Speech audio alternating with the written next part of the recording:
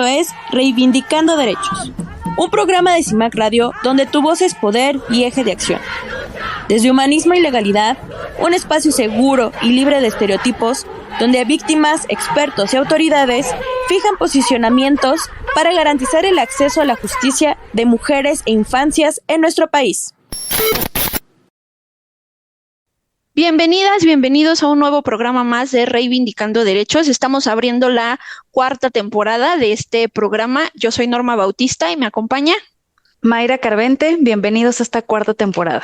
Sí, qué emoción. Sí, ya, 4. ¿Quién lo diría? Exacto. Entonces, pues hoy vamos a empezar con, planeamos esta temporada con diversas temáticas. Hoy quisimos iniciar con la voz de los niños en el acceso a la justicia. Y pues tenemos una invitada especial, pero un poquito venos contando qué hay de este tema, May. Pues bueno, para platicar y entrar de lleno ya a este tema de los niños, niñas, cómo pueden acceder a la justicia. Bueno, pues sabemos que todo el contexto que ellos viven, los problemas legales de familia, así como conductas delictivas, pues en ellos pueden generar impactos directos. Y también pues hay que actuar con eficacia, prontitud y respeto a sus derechos fundamentales cuando estén dentro de alguno de estos contextos.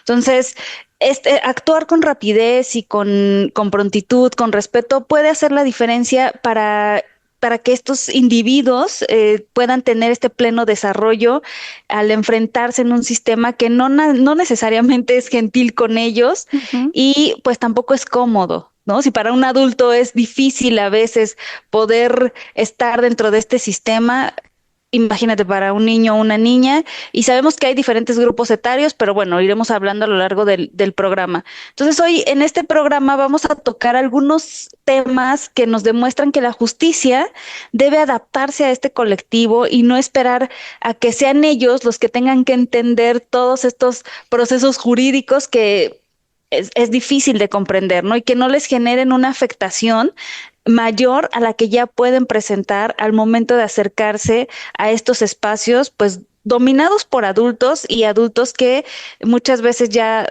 tienen, pues digamos que cierto grado de llevar a cabo sus procesos de una manera, digamos, hasta un tanto indiferente, ¿no? Y pues para ellos a esa edad es complicado entenderlo.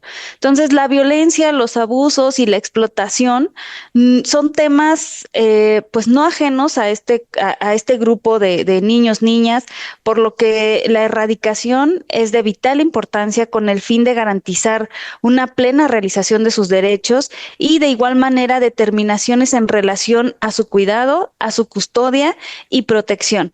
Entonces, son temas que también cobran relevancia porque no es nada más ver el problema, sino también quién se va a hacer cargo de ellos, quién va a tener esta protección de los niños, niñas, y requieren una atención integral y en atención, desde luego, al interés superior de la niñez. Pero ¿quiénes son niños, niñas y adolescentes? Bueno, de acuerdo con la legislación internacional, niñas o niños serán aquellos que sean menores de 18 años. Sin embargo, en la legislación mexicana establece que las personas entre 0 y 11 años, mientras que la adolescencia se establece para personas entre los 12 y menos de 18 años. Entonces, ante la falta de certeza, se debe considerar como una persona menor de 18 años. Cuando dicen, es que no sé cuántos años tengo, pero parece... No, siempre hay que dar como esta certeza que mejor es un menor de edad y tratarlo bajo este contexto de un menor de edad. Pero bueno, aquí... Si tú nos puedes platicar un poquito más cómo es la presencia de estos niños, niñas y adolescentes ya en el marco de la justicia. Sí, digo, al final los podemos ver de pronto desde tres miradas distintas, ¿no? Cuando estamos hablando de que son víctimas de un hecho delictivo o cuando son testigos del mismo o un acto jurídico o cuando son parte de una disputa en donde se está o se quiere determinar pues cuál va a ser la situación familiar, ¿no? Aunque pudiéramos dar otra vertiente, que sería cuando ellos son agresores de alguna o cometen alguna comisión delictiva. Sin embargo, digamos, ese grupo lo hacemos a un ladito en el sentido de que tienen un sistema específico para ellos e instituciones específicas. Entonces, esa es como la parte especializada que de pronto tenemos a nivel jurídico y que por eso las vamos a hacer a un ladito porque esas son reglas muy particulares, ¿no? Y de hecho, en algún programa ya lo platicamos. Pero lo que sí hemos podido darnos cuenta es que cuando están inmersos niños, niñas y adolescentes, pues hay un contexto muy particular en donde la justicia, pues no necesariamente, como bien lo mencionabas en esta introducción, pues permite reducir la situación de vulnerabilidad, ¿no? Porque ya estamos con un colectivo que ya sufre situaciones de vulnerabilidad. Y luego ser víctima de un delito o en estas circunstancias que estamos platicando, las vertientes, pues evidentemente también puede generar afectaciones. Entonces, un sistema que de pronto no cubre esas aristas, pues sí puede generar pues afectaciones todavía más graves y aparte pues cuando también no asumimos que este tipo de atenciones debe de ser especializada, pues tiene que ver porque a veces no conocen los procedimientos o porque no tienen el conocimiento cabal respecto a los derechos y bueno, eso genera más vulneraciones, ¿no? Sin embargo, sí tenemos estándares internacionales donde nos hablan de cuáles son estas primeras acciones que deberíamos de implementarse una vez que identificamos que dentro del caso tenemos una niña o adolescente, es decir, dentro de este sistema de justicia. Y entonces tenemos que aplicar medidas especiales para que de alguna manera puedan entender cuál es la naturaleza del procedimiento que vamos a llevar, cuáles son los intereses que nos importan en este procedimiento y pues también qué tanto los vamos a informar de los derechos, ¿no? De cómo es comprensible, de pronto la herramienta que vamos a ocupar, no sé, una entrevista o qué tipo de asistencia jurídica van a necesitar, si de pronto en qué momento se puede intervenir un adulto, ¿no? Acompañando al menor, pero también entre las cosas como muy importantes que tiene que ver su mirada o la atención en este tipo de colectivos es también respetar su intimidad, ¿no? Es esta forma de la materia penal en donde tenemos que resguardar pues durante todas las actuaciones y en los temas de identificarse, pues sí, ciertos elementos en donde vamos a resguardar la identidad. De hecho, la legislación también nacional habla de cuando hay que, pues no dar, por ejemplo, todos sus nombres, ¿no? Sino hablar de iniciales, etcétera. Entonces, cuando vemos estos temas de cuando tratamos a un niño, niña o adolescente, pues sí también entenderlo que los hemos visto en un primer momento como objeto de derechos cuando son sujeto de derechos, ¿no? Que es una visión completamente diferente, porque cuando me voy a ser sujetos de derecho, entonces es como, ay, los niñitos, entonces todo el aparato estatal hay que protegerlos y arroparlos, pero sin tomarles opinión, sin tomarles otra cosa más que decir es que son niños y no pueden tomar decisiones, pero la realidad es que son sujetos de derechos,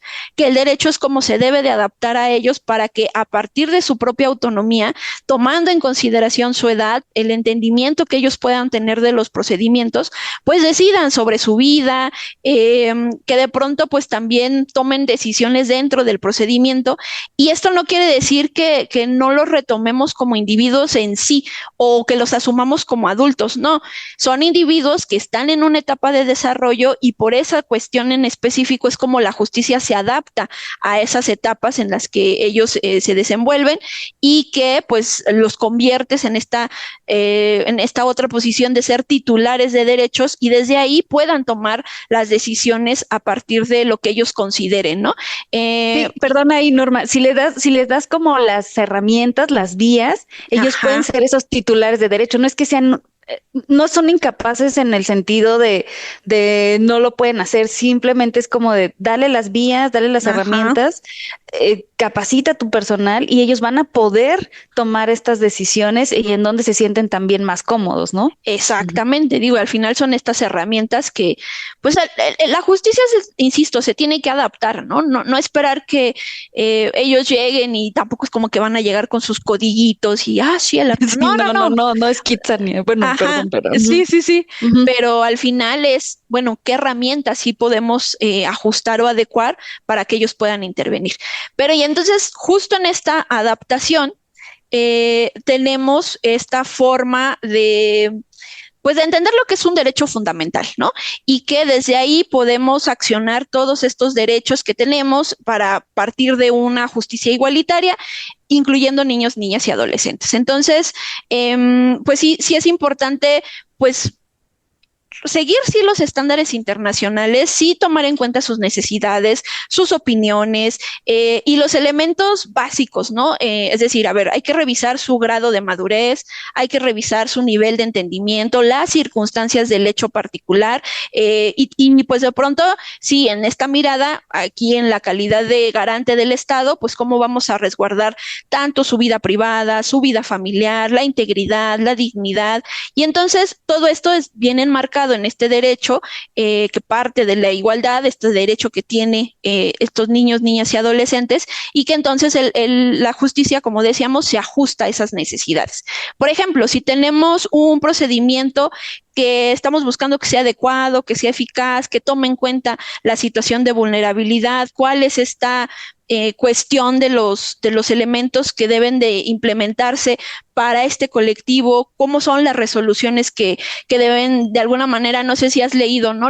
Estas resoluciones que se les conoce como de lectura fácil, y que son como una cartita, ¿no? Que el juez está dando de pronto a estos individuos que han sufrido una afectación y entonces se le dice, ok, mira, te escuchamos, te entendimos, ofrecimos Sí, pruebas. más amigable. Exacto, es como una especie de cuentito. Y sí, va a haber la parte grande que va a hablar de este tipo de ya los tecnicismos, ¿no? Pero para el niño se le da como una cartita y se le explica, ¿no? Pues de pronto esto también tiene que ver con el derecho a ser escuchado, a que se le tome estas opiniones para que pues él pueda formar su propio juicio, puede expresar su opinión de manera libre. Y bueno, la idea central es que, como decimos, se adapte el sistema de justicia a la niñez y también estos procedimientos sean mucho más fáciles para evitar esta revictimización. Pero andamos sobre los tiempos. ¿Te parece si nos vamos a nuestra primera pausa comercial? Recuerden que estamos nos pueden estar buscando a través de cimacradio.org o pueden tener estos números en cabina, nos pueden estar buscando 55 35 08 47 61. Volvemos. Regresamos. En CIMAC Radio queremos escucharte. Queremos escucharte. Queremos escucharte. Comunícate con nosotras al 55 35 08 47 61. 55 35 08 47 61. Y déjanos conocer tus opiniones sobre nuestra programación. CIMAC Radio, periodismo con perspectiva de género. Bueno, estamos de regreso. Vamos a seguir con este tema tan interesante de niños, niñas y adolescentes, el acceso a la justicia. Y bueno, ya nos platicó Norma ahorita de cómo es la importancia de adaptar el sistema o la justicia a los niños, pero ¿cuáles serían estas buenas prácticas que nos llevarían a que ellos tengan un debido acceso a la justicia? Bueno, pues primero, el derecho a la información. Este es un derecho que obviamente ellos deben de saber qué es lo que viene, qué es lo que falta, qué es lo que necesitan, estar informados en todo momento. También adaptación para las infancias, y esta medida es para garantizar justo este acceso efectivo. Entonces, el sistema, como ya nos dijiste, debe de ser adaptado. También la asistencia jurídica, porque pues hay situaciones de vulnerabilidad en que se encuentran estas niñas, niños y adolescentes y requieren un asesoramiento, representación adecuada y, lo más importante, gratuita. También hay un tema aquí importante que es la prescripción, ¿no? La situación de vulnerabilidad en la que se encuentran este grupo, pues puede impedir que formulen denuncias por su propio derecho y en su caso pueden formular denuncias o hacer valer algún derecho hasta en tanto cuenten con la mayoría de edad, lo que puede acrecentar las afectaciones emocionales o los daños que pudieran presentarse, ¿no? Entonces, bueno, en materia internacional existe una exigencia de no aplicar las reglas de prescripción ante violaciones manifiestas de derechos humanos, pero bueno, en el caso de niños, niñas, el estándar indica que en casos de violaciones a derechos humanos no empezará a correr hasta que hayan alcanzado la mayoría de edad. Un tema de los más importantes es la escucha de niños, niños y adolescentes. El estándar internacional también aquí nos dice que este grupo debe ser escuchado directamente por las autoridades que resolverán sus asuntos. Esto no solo implica hacerse escuchar a partir de la expresión de opiniones, sino también para que las mismas sean tomadas en cuenta en el momento en el que ya se vayan a tomar algunas determinaciones. En cuanto a esta protección de escucha, cobra relevancia cuando se refiere a contextos de naturaleza sexual, donde surgen, aquí, bueno, ya sabemos que surge un deber reforzado y en tanto al levantamiento de entrevistas como para la práctica de interrogatorios, hay varias recomendaciones. Por ejemplo, que haya locales adaptados a la niñez, haya audiencias solo con presencia de un progenitor o su tutor o su cuidador, medidas para asegurar la privacidad, grabación audiovisual de la entrevista e interrogatorio y haya creación de centros de atención integral, pues bueno, donde aquí, hablando de integral, nos referimos a desde salud, periciales, asesoramiento jurídico, asistencia legal, etcétera. Entonces, bueno, es que por desgracia, Norma, aquí cuando tenemos aún mucha regulación internacional, nacional en tema de protección y garantías en derechos fundamentales a este grupo o para la niñez, la realidad es que pues en nuestro país hay evidencia de que se sigue tratando pues a este grupo, pues, que está en situación de vulnerabilidad y que, bueno, pues los tipos de modalidades de violencia que viven son muy particulares y que además se refuerzan con estas ideas o con esta, hasta cierto punto esta cultura, ¿no? Que traemos en algunos lugares donde hemos visto que los niños, pues pueden ser, o las niñas pueden ser considerados como sujetos de derecho aún sin ser vistos como un individuo que pueda tomar decisiones. Vemos cuántos casos de te tienes que casar porque ya cumpliste 12 años. Esperen, son niños aún, ¿no? Entonces, bueno, pues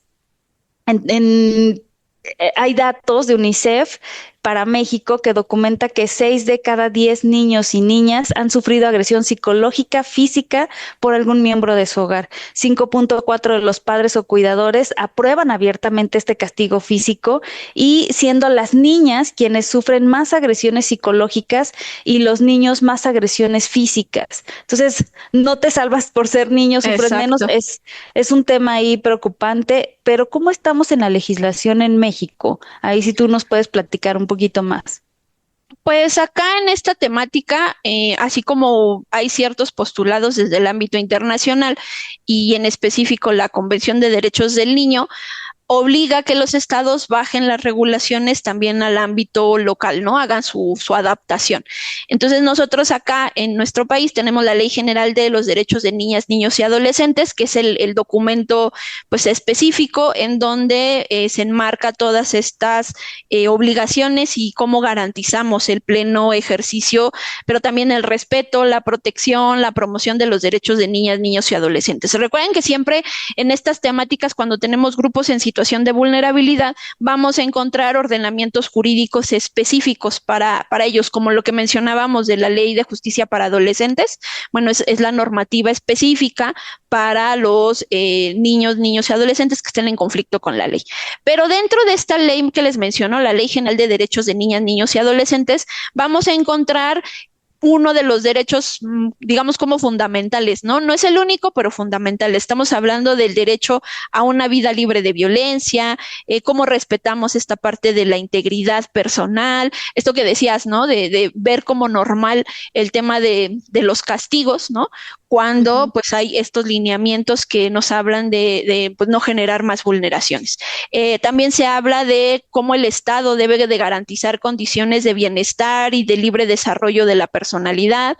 Se reconoce este derecho a la seguridad jurídica, el debido proceso, los derechos que guardan pues esta estrecha relación con el acceso a la justicia. Y sí, de alguna manera también en esta ley local, que bueno, tiene esta connotación de que es general y que la podemos aplicar en todo el territorio nacional, pues sí atrajo ciertos estándares internacionales en cuanto al tratamiento de este colectivo, pero justamente a partir de las necesidades que ellos presenten. Entonces, se habla de la atención al interés superior de la niñez, que ese es como el eje rector que debe de partir en todas las actuaciones del Estado. Se habla también de este derecho a la información, como tú lo refieres, pero aquí sí nos señalan, tiene que ser clara, tiene que ser sencilla, tiene que ser comprensible, con formatos de fácil comprensión, una lectura con enfoque especial y diferenciado, un poquito de lo que estábamos platicando, como sí se han ido adaptando algunas, pues digamos, algunos tecnicismos que tenemos o formalismos que tenemos en el ámbito jurídico, bueno, traducirlos de alguna manera a las formas de entendimiento de este colectivo. También tenemos diferentes mecanismos de apoyo en cuanto a cómo vamos a interponer o cómo vamos a dar seguimiento a este tipo de casos. Hay instancias específicas que dan el seguimiento cuando tenemos a colectivos de esta naturaleza. Nos hablan de este derecho a la representación, ¿no? Que sí tengan a alguien que de pronto pueda hacer esta oído técnico, ¿no? Esos son los adultos que sí tienen que poner todavía muchísimo más atención en estas circunstancias. Hablamos del personal altamente especializado, por eso en estas materias sí necesitamos, no puede entrar cualquier persona. A lo mejor sí yo soy un perito en una materia diversa, pero sí necesito tener una especialidad para cuando vea asuntos de niñas, niños y adolescentes. También se cruza este tema de traductores e intérpretes, el acompañamiento que debe de existir dentro de estas instancias de procuración y administración y justicia, espacios lúdicos de descanso y aseo, ¿no? Porque pues también de pronto si a nosotras nos cansa ir a poner una denuncia y que nos tarden 6 horas, pues ahora imaginen lo que sucede con niños. Y nos ha tocado que en centros de justicia hay áreas especializadas como de juego, en donde pues ahí los niños pueden estar durante las horas que vamos a tener una intervención de esta naturaleza. Se habla de establecimientos de tiempo máximo de intervención, precisamente para tratar de reducir estas afectaciones. Las medidas de protección también son muy importantes en este tipo de casos y que lo jala el ámbito nacional. Y pues también uno de los temas que tiene relación un poquito con lo que mencionabas de la prescripción, ¿no?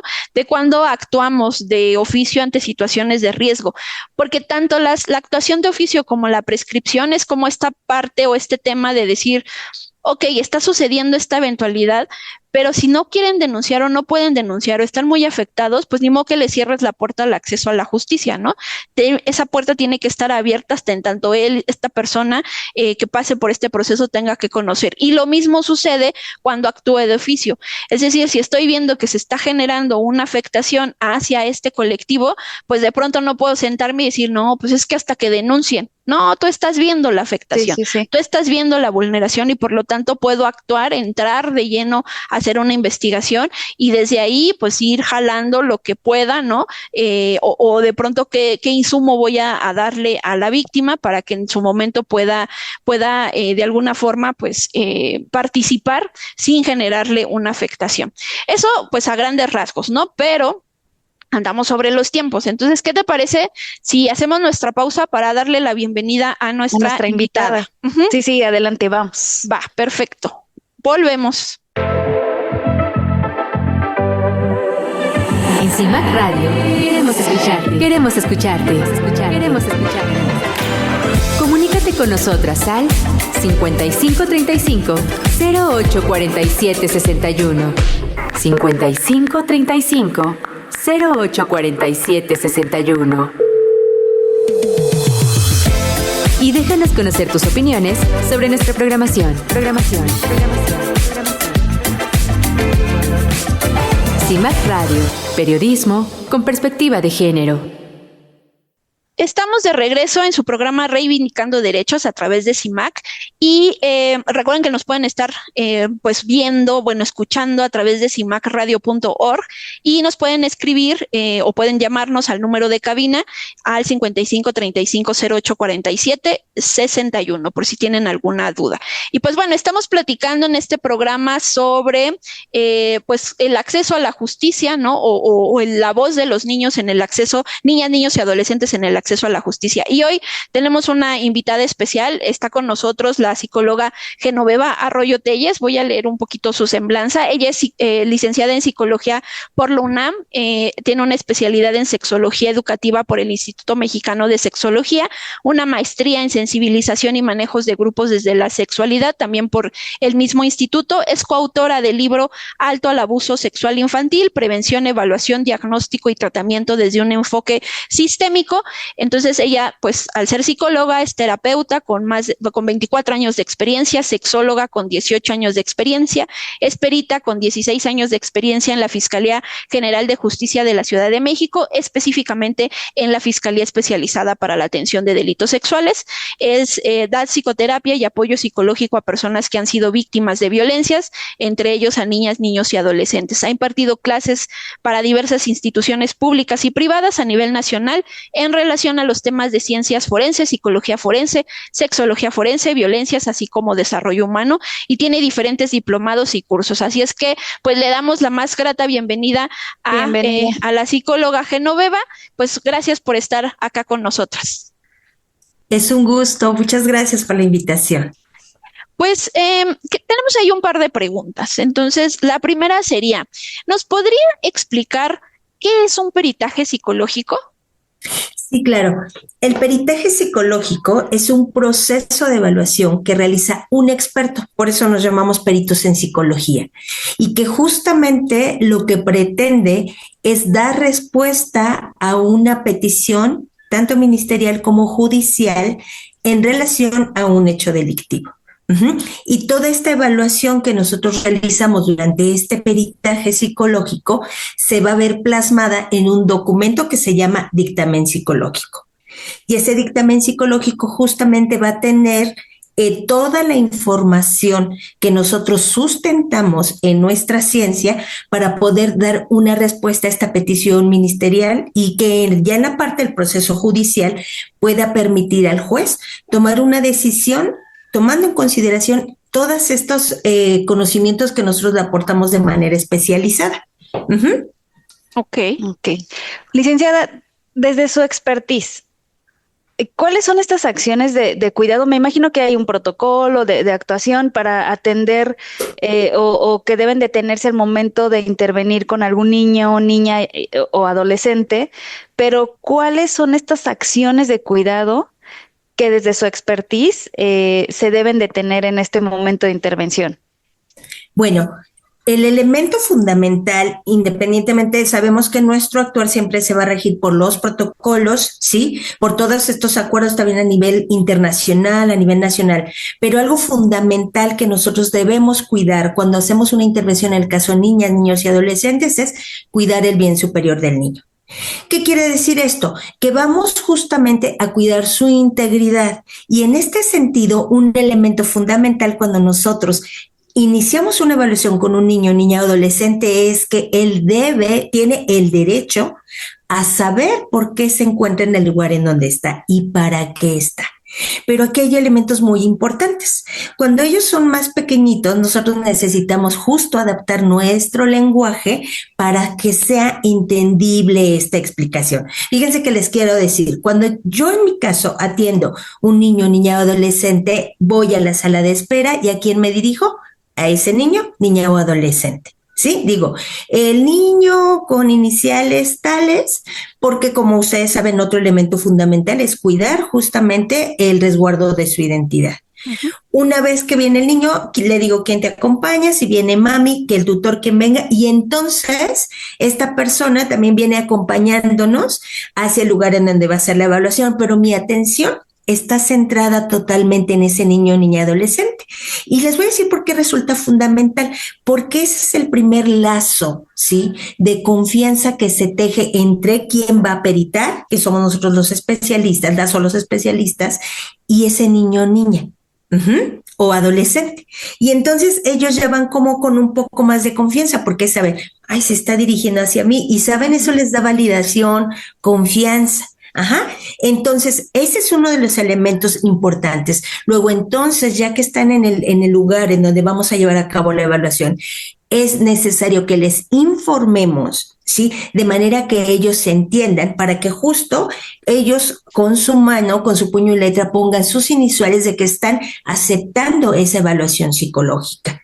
¿Por qué resulta fundamental? Porque ellos tienen acceso a que se les informe de manera adecuada y lo comprendan perfectamente. Entonces yo le necesito preguntar, oye, ¿sí me expliqué lo que vamos a hacer? Justo escuchen, me expliqué, porque decirle, si entendiste, es como estar dudando justamente de la capacidad de entendimiento de él. Entonces, eso es algo fundamental, porque ellos están pasando un proceso muy complejo, en donde es muy probable que a lo largo, desde que se abre, técnicamente nosotros llamamos desde que se abre el secreto y se abren estas situaciones complejas en donde están involucrados o involucradas, puede ser que ya haya habido alguna situación de duda.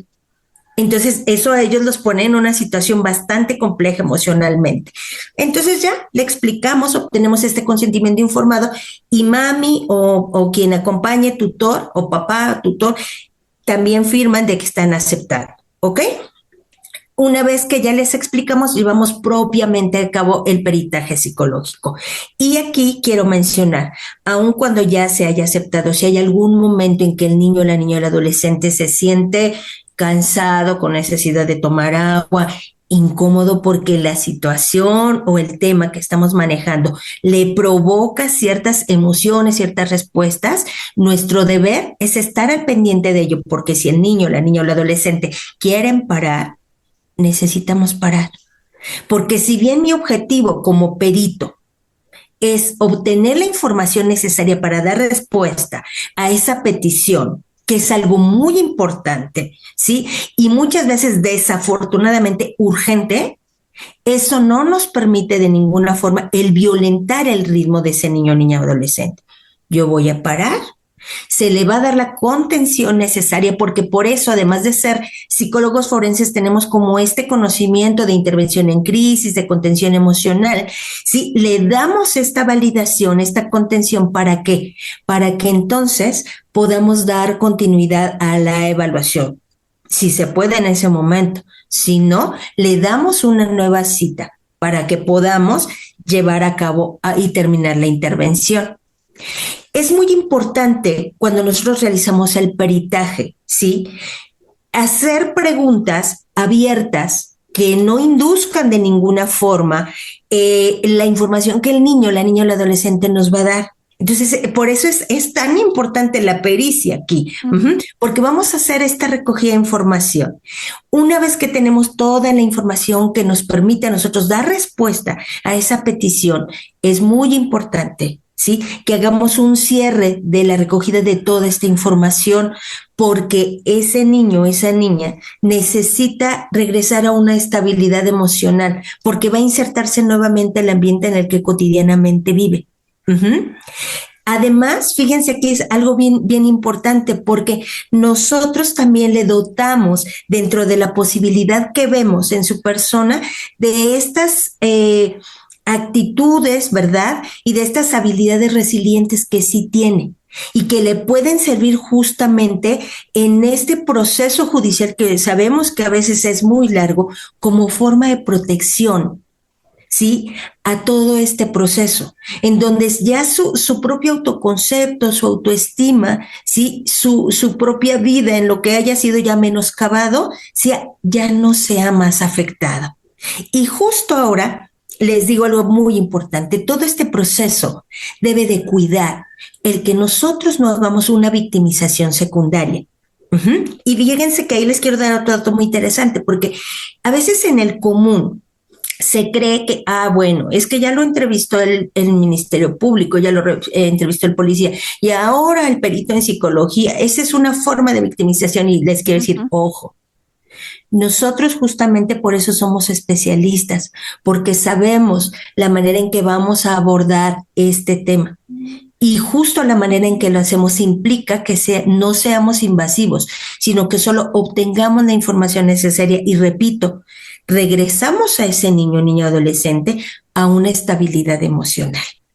Ahora bien, en nuestros protocolos actuales justamente se nos establece que necesitamos hacer intervenciones interdisciplinarias en donde podamos actuar siempre y cuando las posibilidades también logísticas y del caso nos permitan, se haga esta intervención en grupo para obtener la información. Y de la misma forma, siguiendo el protocolo de la Suprema Corte, puedan ser estas intervenciones grabadas, videograbadas, para evitar justamente el que se tenga que estar poniendo al niño, a la niña, al adolescente en la situación de repetición. Siempre y cuando se tengan las condiciones, evidentemente nosotros hacemos todo lo necesario para cuidar por su integridad y por su estabilidad. Muchas gracias. Muy bien. Pues una explicación muy amplia, pero muy concreta, bien interesante. Sí. Pero fíjese, de pronto luego en estos temas solemos asumir, ¿no? Que niñas, niños o adolescentes, pues, ¿qué van a poder decir, no? Que, o sea, como por qué van a ser un elemento confiable. Desde su expertise, ¿los niños y adolescentes son confiables en un procedimiento jurídico? Por supuesto, y aquí les voy a decir un poco lo que hago en las audiencias, como se lo digo a su señoría, y es justamente mi expertise, mi punto de vista está basado en el fundamento de mi ciencia. Y mi ciencia lo que dice es, efectivamente, cuando se pide que un niño, una niña, un adolescente pueda hablar acerca de un hecho que vivió, evidentemente tiene la capacidad de poder expresarlo. Fíjense muy bien, aquí por ninguna razón debemos de dudar de lo que el niño, niña, adolescente dice, porque entonces caeríamos en una situación de juicio, de prejuicio y también de algo que llaman en todo este contexto de adultocentrismo, en donde nada más se le cree a los adultos y eso no es cierto. Aquí elementos importantísimos. Hay que entrevistar a ese niño, niña, adolescente, las condiciones necesarias para poder obtener la información que nosotros requerimos sin que haya ninguna inducción ni ninguna situación de contaminación por todo el ambiente en el que él se desenvuelve. Entonces, claro que su testimonio es creíble siempre y cuando cumplamos estas condiciones. Oiga, licenciada, ahí en lo que nos está platicando, ¿habrá o existe una edad que sea como más recomendable para acercar a una niña o un niño o adolescente ante la justicia? Mira, la ley nos dice claramente que los niños, porque niño se define como en nuestro país como toda persona menor de 18 años, ¿ok?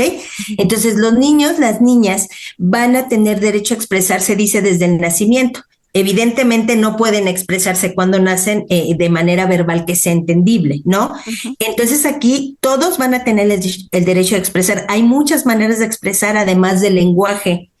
En el caso de los niños que son más pequeñitos, debemos ser muy observadores en cuanto a sus respuestas, ¿sí? En cuanto a sus actitudes, en cuanto a la expresión de sus emociones, porque si bien esos niños, niñas, no nos pueden decir, oye, me siento ansioso, me siento nervioso, me da miedo esta persona, sí hay actitudes que debemos nosotros estar muy listos de observar. Ahora bien, en el plano propiamente de la psicología forense, sí necesitamos que el niño o niña tenga la capacidad de poder expresarse de manera que sea entendible su lenguaje a nosotros. ¿Por qué?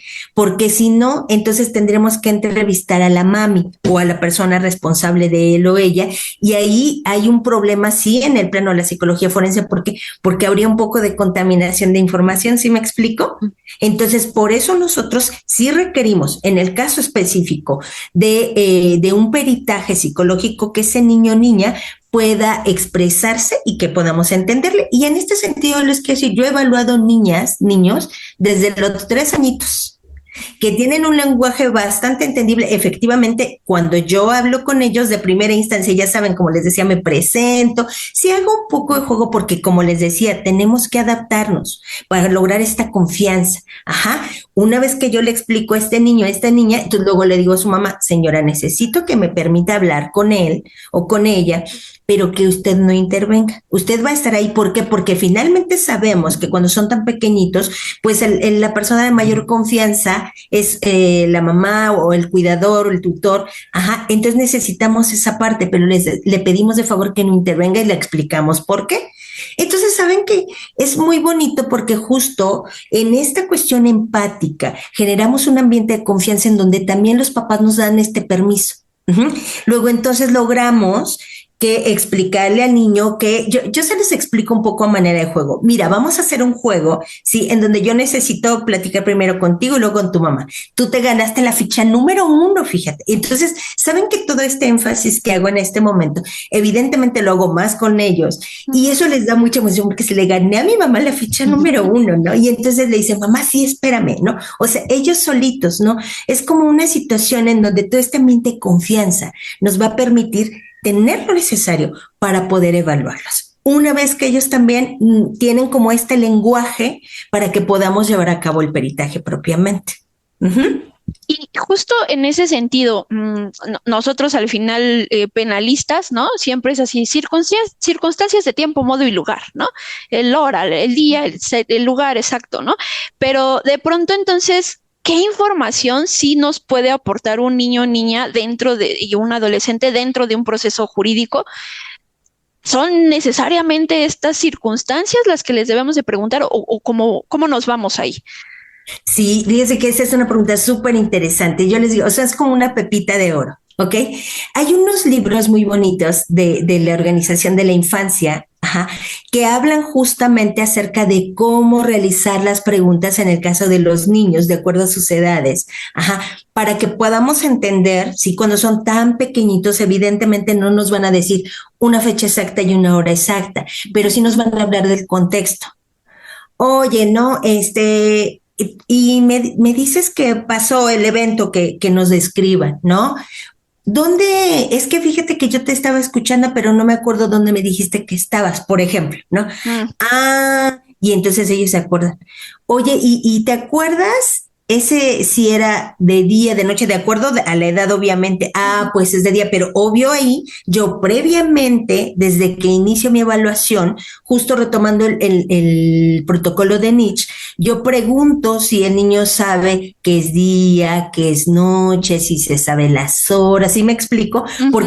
Porque además sabe aquí hay un dato muy interesante. Hay niños que aunque sean muy pequeñitos, justamente como los papás a lo mejor los han llevado a estimulación temprana, los ponen a leer, saben ya muchas cosas, ¿eh? Entonces yo necesito entender todo este contexto para saber si el niño se identifica o no los tiempos. Una vez que yo sepa, todavía no sabe las horas, pero sí identifica noche, día.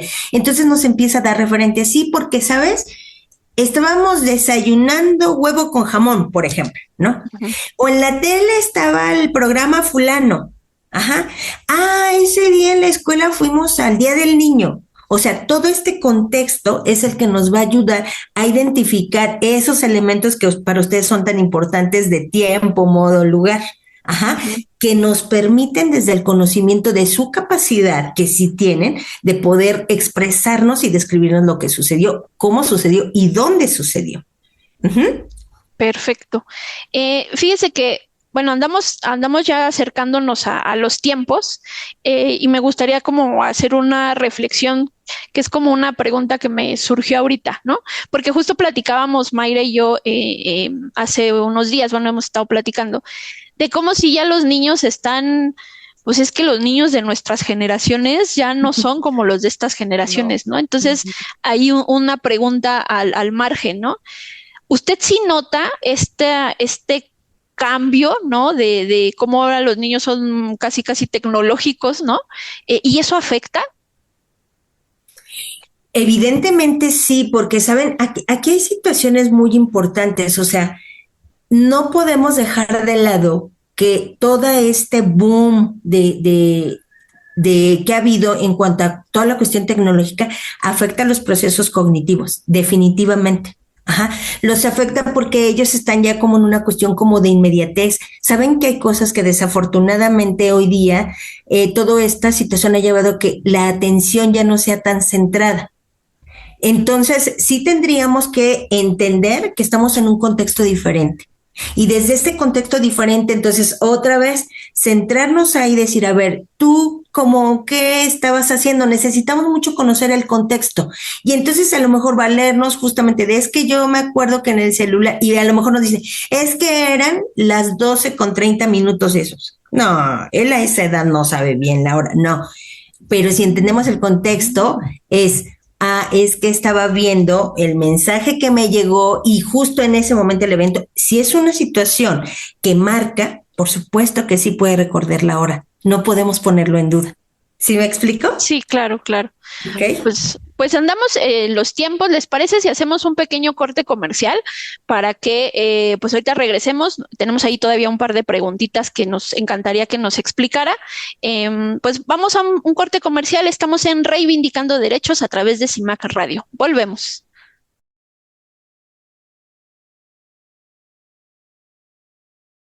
Bueno, estamos de regreso con la licenciada Genoveva, que ha sido una plática muy interesante. Yo les decía, estoy muy atenta aquí, ya hasta se me olvida lo que tengo que preguntar, pero bueno, una pregunta importante, licenciada. ¿Cómo un peritaje ayuda a las autoridades a darle voz a las niñas, niños y adolescentes?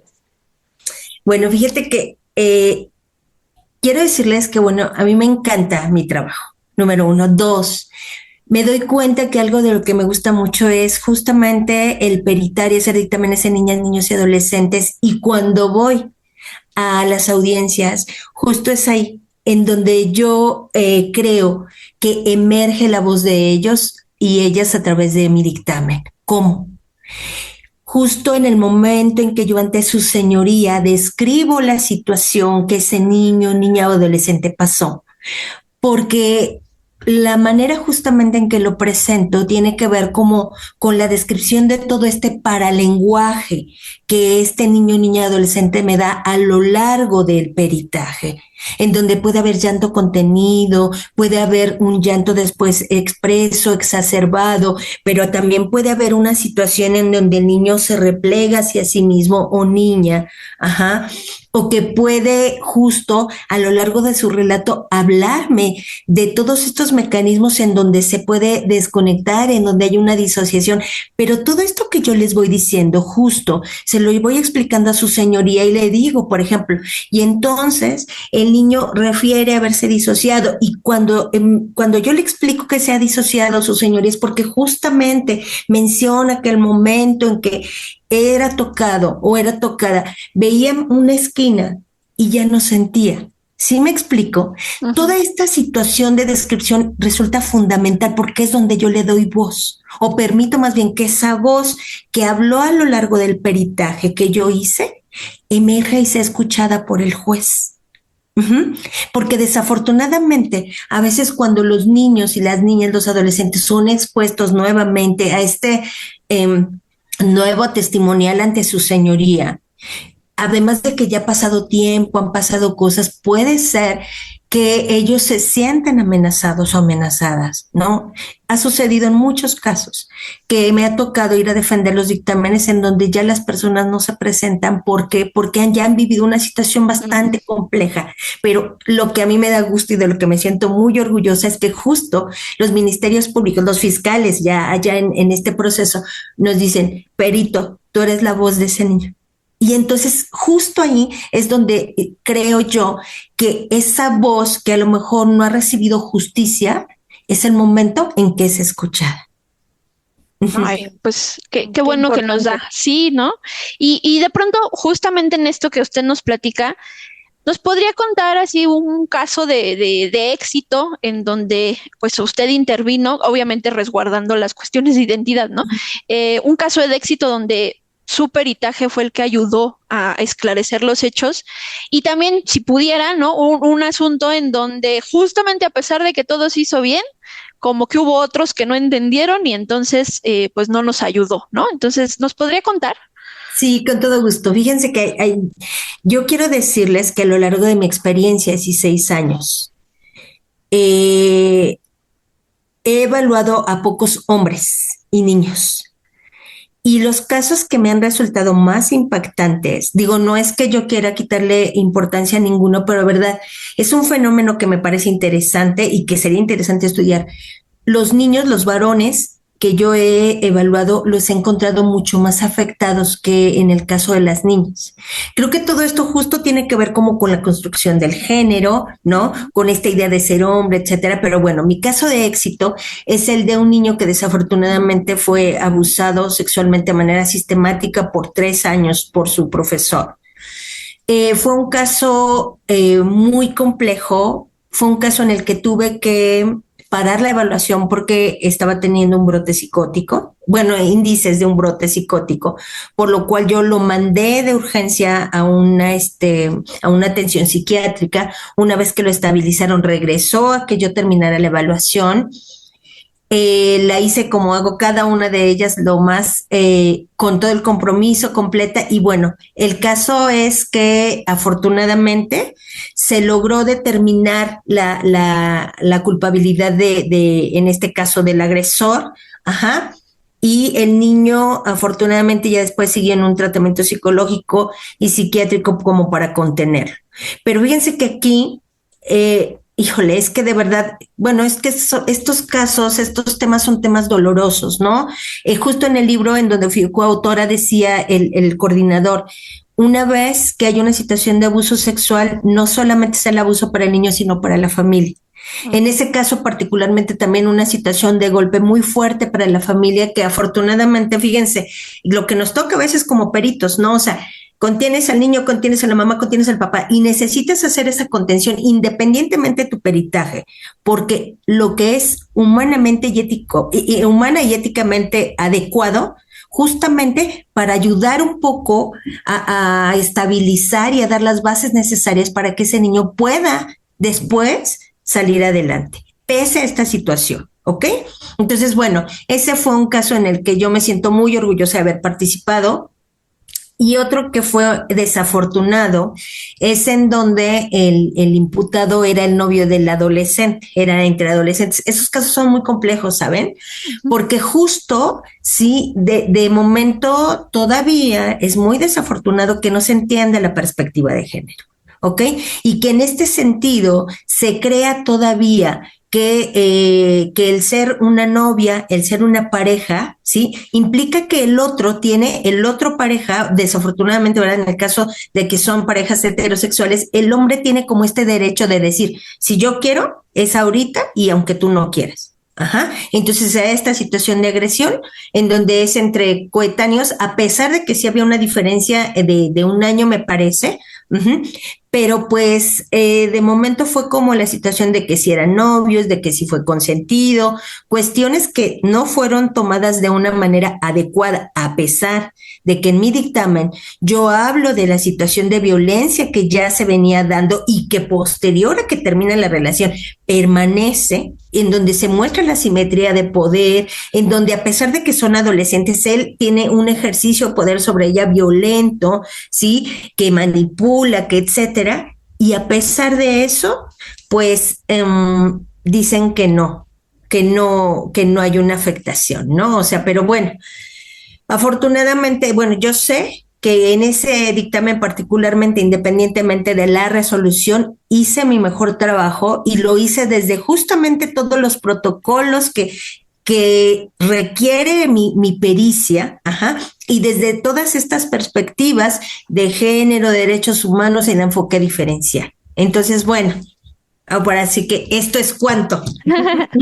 Pues es que este es un tema bien interesante, por eso con este tema quisimos iniciar la 4ª temporada, porque tenemos de pronto socialmente mucha esta noción de que pues son niños, ¿no? ¿Qué van a saber? como para qué los mandamos llamar. O también el caso de pues mamás, ¿no? Acá nosotros en la organización le comentamos a usted y al auditorio. Sí tenemos asuntos, últimamente nos han caído muchos precisamente en relación a estos temas de guardia, custodia y demás. Y este fenómeno que hemos vivenciado de la violencia vicaria, ¿no? De cómo ocupan a los niños como para estas municiones, terminan siendo los niños, pues para generar afectaciones a las madres y es todavía este mal entendimiento de que son individuos, ¿no? No son cosas que podemos ahí ocupar. Yo no soy mamá, pero mis compañeras que sí, pues también noto esta preocupación genuina, ¿no? De decir, ¿estamos teniendo a niños en un mundo seguro o no? Y en todo caso, ¿habrá las herramientas necesarias si en algún momento son agredidos? Digo, también parte de las estadísticas nos dicen que los niños, niñas y adolescentes son las que están en mayor riesgo y que pues de pronto todo este andamiaje jurídico pues tiene que protegerlos y que si de pronto no se alinean, ¿no? El agente estatal, ¿no? A estos estándares, pues podemos generar muchas más afectaciones de las que de por sí ya están viviendo, ¿no? Pero le damos las gracias por haber estado acá. Fue un programa bien interesante. Nos faltó tiempo, ¿no? Para poder platicar, pero no sé si tenga algo final que quiera decirle al auditorio, algo que no le preguntamos, pero que quiera externar. Sí, algo muy importante. No debemos perder de vista que por la etapa de desarrollo que pasan niñas, niños y adolescentes, las características inherentes a ellos y ellas de inmadurez, de que todavía son inmaduros emocional y cognitivamente, esos son factores de riesgo. El que los niños tengan esta capacidad de sentir, después, ojalá me pueda invitar a algún tema en donde hablemos del desarrollo psicosexual, que es muy interesante, que los adolescentes estén en esta etapa de despertar, todo esto son factores de riesgo. No podemos por ninguna razón responsabilizarnos de cuestiones inherentes a su desarrollo para justificar el desplegar una conducta violenta en ellos. Sería todo. Muchas gracias. No, gracias a usted, Mayra. ¿Con qué te despides? Pues un programa muy interesante. Le agradezco, Genoveva, porque la verdad las personas que trabajamos de repente con este grupo, este colectivo, a veces se nos hace el corazón así, ¿no? Vemos casos muy feos, pero qué importante es contar con personas como usted, preparadas, que les guste su trabajo y que siempre actúen en favor de las víctimas. Entonces, gracias por su labor y gracias por estar aquí. Muchas gracias por la invitación. Pues ya saben, estamos acá en Reivindicando Derechos, pues nos pueden estar escuchando a través de cimacradio.org y si tienen alguna duda en específico de este programa o de otros programas o quieren sugerirnos, pues pueden pues buscarnos en el número de cabina 55 35 08 47 61, les repito 55 35 08 47 61, también a través de las redes de Cimar Radio nos pueden estar buscando.